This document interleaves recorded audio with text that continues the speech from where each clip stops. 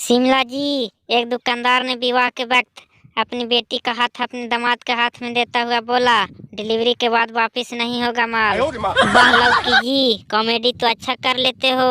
मेरा भी एक कॉमेडी सुनो। समाज में नहीं आ रहा है लौकी जी कि वैलेंटाइन डे पर मैं अपनी परम सुंदरी गर्लफ्रेंड को क्या दूं।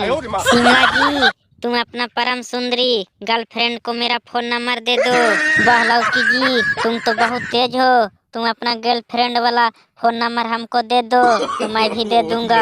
अरे शिमला जी, लौकी जी, दोनों आपस में काहे को लड़ाई कर रहे हैं? बात क्या है बताओगे? अरे क्या कहें टमाटर भाभी, लौकिया है ना, से कहता है कि तुम अपना गर्लफ्रेंड वाला फोन नंबर हमको दे दो।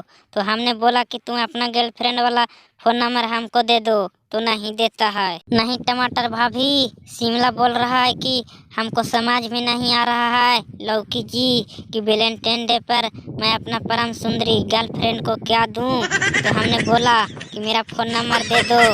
अच्छा ठीक है लौकी जी, तुम अपना गर्लफ्रेंड का फोन नंबर दे दो शिमला को। दोस्तों, अगर वीडियो अच्छा लगा हो तो प्लीज लाइक और सब्सक्राइब जरूर करें।